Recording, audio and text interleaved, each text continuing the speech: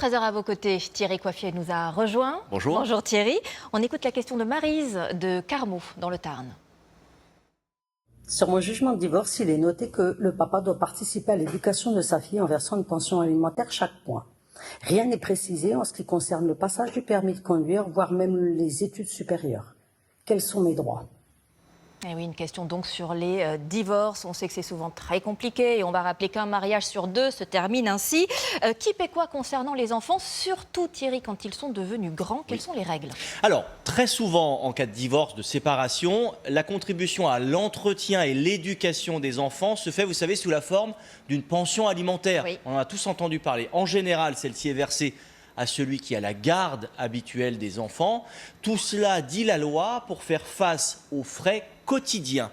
Alors, une petite précision, parce que vous parliez des enfants devenus grands. Oui. En effet, le versement de cette pension alimentaire ne s'arrête pas quand l'enfant devient majeur, mais plutôt quand il a fini ses études et qu'il est devenu en gros indépendant. Alors quand on parle de frais quotidiens, c'est-à-dire qu'est-ce que ça couvre? Alors, on pense immédiatement à l'alimentation, les vêtements, frais de scolarité dans un établissement public, dit la loi, abonnement téléphone portable, cantine. Bon, on le comprend, toutes les dépenses de la vie courante sont donc comprises dans le versement de la pension alimentaire qui, entre parenthèses, n'a d'alimentaire que le nom. On voit bien qu'elle est bien plus large que ça. Ça c'est vrai, très bien, très clair. Maryse, elle nous parle d'autres dépenses. Les études, par exemple, et le permis de conduire.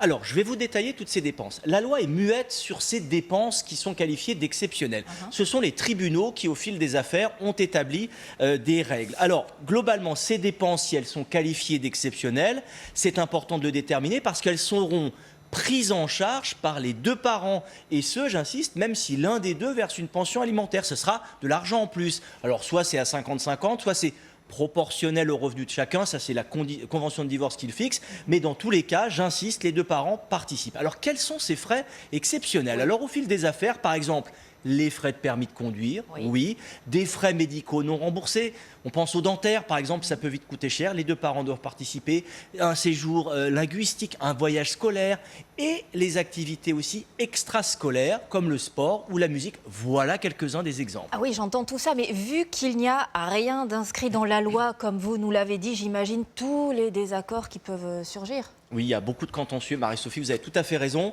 Alors, premier conseil, préciser, même si ce n'est pas facile, j'insiste là-dessus, dans la convention de divorce, quand on la rédige, qui payera le permis de conduire, qui payera les études supérieures, etc.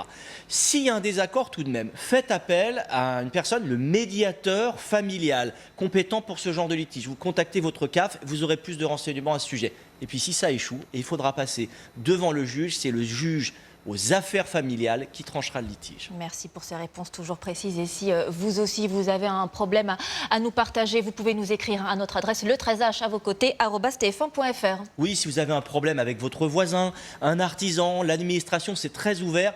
Écrivez-nous et on tentera de vous donner les meilleures réponses avec vous, Marie-Sophie. Merci beaucoup Thierry.